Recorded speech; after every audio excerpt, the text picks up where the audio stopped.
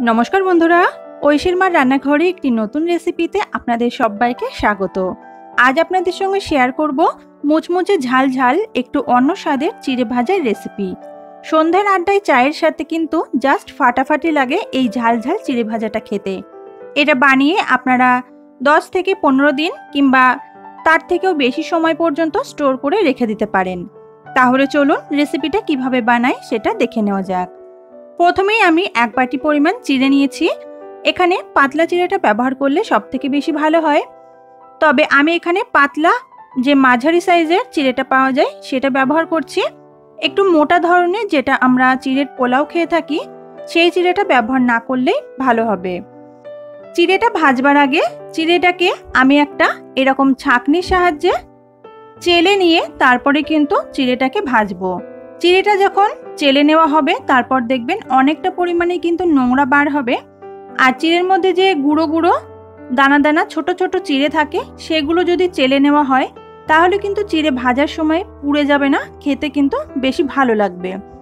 তো এইভাবে করে চেলে নিলে দেখুন চিড়ের মধ্যে কিন্তু অনেকটা পরিমাণে নোংরা ছিল সেটা বেরিয়ে গেছে। এরপর একটা বাটির মধ্যে আমি 1 থেকে 1.5 টেবিল স্পুন মতো জল দিয়ে দেব। এটা প্লেন জলই রয়েছে। এর মধ্যে দেব আমি হাফ টিস্পুন লবণ আর 1/4 টিস্পুন হলুদ গুঁড়ো। লবণটা কিন্তু অবশ্যই আপনাদের স্বাদ অনুযায়ী এখানে ব্যবহার করবেন। এবার ভালোভাবে লবণটা জলের সাথে মিশিয়ে আমি রেখে দেব। এইভাবে যদি চিড়েটা ভাজা করেন তাহলে কিন্তু চিড়ে ভাজার টেস্টটা দারুণ সুন্দর আসে। অবশ্যই একবার ট্রাই করে দেখবেন। এরপর একটা কড়াই ভালো করে গরম করে শুকনো খোলায় আমি চিড়েগুলোকে নাড়াচাড়া করব। চিড়েটাকে আমি গ্যাসের ফ্লেমটা মিডিয়ামে রেখে শুকনো খোলায় 1 থেকে 1.5 মিনিট মতো নাড়াচাড়া করে নিচ্ছি। 1 থেকে 1.5 মিনিট মতো নাড়াচাড়া করে নেওয়ার পর এবার আমি যে লবণ আর হলুদ গোলানো জলটা রেখে দিয়েছিলাম সেটাকে চামচে করে এইভাবে চারদিকে ছড়িয়ে ছড়িয়ে দিয়ে দিলাম। কখনোই কিন্তু একসাথে সম্পূর্ণ জলটা এইভাবে দিয়ে দেবেন না। এখানে কিন্তু অল্প অল্প করে জলটা মেশাতে হবে আর চিড়েটাকে নাড়াচাড়া করতে হবে।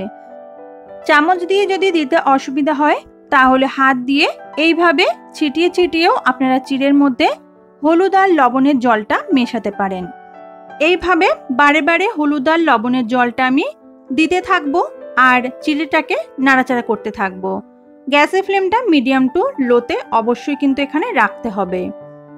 এই দারুণ সুস্বাদু চিড়ে ভাজাটা কিন্তু আমি আমার দিদার কাছ থেকে শিখেছি।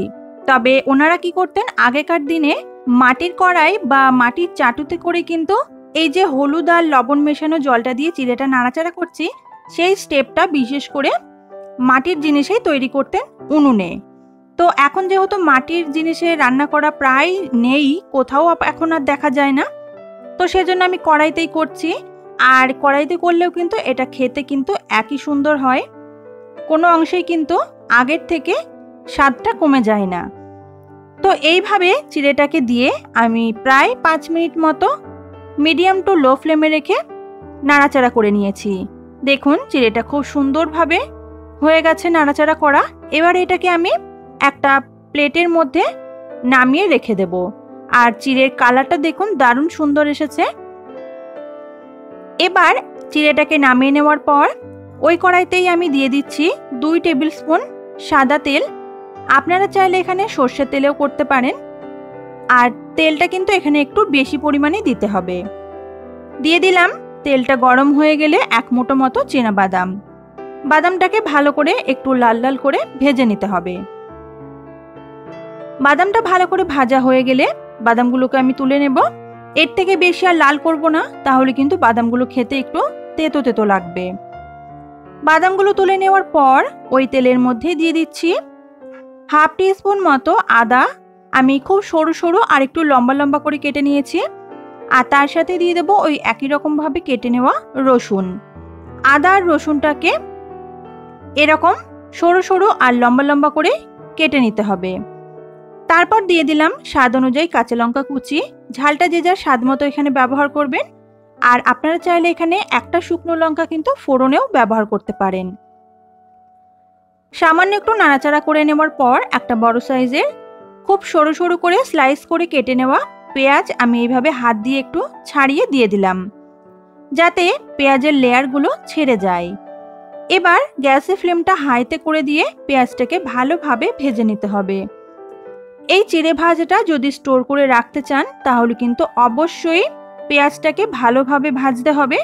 পেঁয়াজ যদি কাঁচা থেকে যায় তাহলে কিন্তু সেটা স্টোর করে বেশি দিন রাখতে পারবেন না, তখন কিন্তু চিড়ে ভাজাটা নষ্ট হয়ে যেতে পারে বা সেটা খাওয়াও ঠিক না বেশি দিন। সেজন্য পেঁয়াজটাকে কিন্তু অবশ্যই করে একটু ভালো করে ভাজতে হবে। পেঁয়াজটা দেখুন আমি ভালোভাবে ভেজে নিয়েছি। পেঁয়াজের মধ্যে কিন্তু খুব সুন্দর একটা গোল্ডেন ব্রাউন কালার চলে এসেছে। তবে পেঁয়াজটি কিন্তু বেরেস্তা করার কোনো প্রয়োজন নেই। এরকম গোল্ডেন ব্রাউন কালার চলে আসলে এর মধ্যে আমি আগে থেকে চিড়ে আর বাদামটাকে ভেজে রেখেছিলাম সেটাকে দিয়ে দিলাম। এবার ভালোভাবে এটাকে আমি নাড়াচাড়া করে একবার মিশিয়ে দিচ্ছি।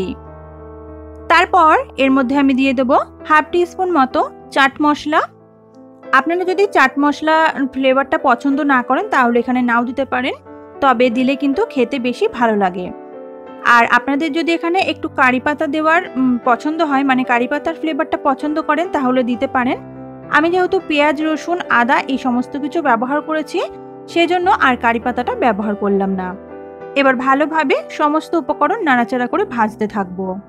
আপনারা যখন বাড়িতে চিড়েটাকে ভাজেন তখন লবণটা দেওয়ার পর দেখেন যে চিড়েটা আর লবণটা কিন্তু আলাদা হয়ে থাকে, বা চিড়েটা ওপরে থাকে লবণটা একদম নিচে পড়ে থাকে, সেক্ষেত্রে কিন্তু খেতে অতটা ভালো লাগে না। তো এইভাবে কিন্তু অবশ্যই একবার বাড়িতে ট্রাই করে দেখতে পারেন। আশা করি রেসিপিটা ভীষণ ভালো লাগবে।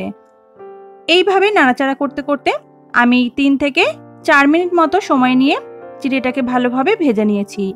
এই চিড়ে ভাজাটা স্টোর করে রাখার জন্য আপনারা সম্পূর্ণ ঠান্ডা করে নেওয়ার পর যে কোনো এয়ারটাইট কন্টেনারে ভরে 10 থেকে 15 দিন পর্যন্ত স্টোর করে রেখে দিতে পারেন। এটা কিন্তু দারুণ সুন্দর মুচমুচে থাকে, একটুও কিন্তু নরম হয়ে যাবে না। তৈরি হয়ে গেছে আমাদের দারুণ সুস্বাদু মুখরোচক মুচমুচে চিড়ে ভাজা। রেসিপিটা কেমন লাগলো অবশ্যই আমাকে কমেন্ট করে জানাতে ভুলবেন না। যদি আপনাদের রেসিপিটা ভালো লেগে থাকে তাহলে অনুরোধ রইল ভিডিওতে একটা লাইক করার। আপনি যদি আমার চ্যানেলে নতুন দর্শক বন্ধু হয়ে থাকেন তাহলে অবশ্যই চ্যানেলটিকে সাবস্ক্রাইব করে পাশে থাকা বেল আইকন প্রেস করে রাখবেন। আমি এরকমই নতুন রেসিপি আপনাদের সঙ্গে শেয়ার করার চেষ্টা করব। দেখা হচ্ছে পরের দিন নতুন কোনো রেসিপিতে। সবাই খুব ভালো থাকবেন, সুস্থ থাকবেন। আজকের মতো টাটা।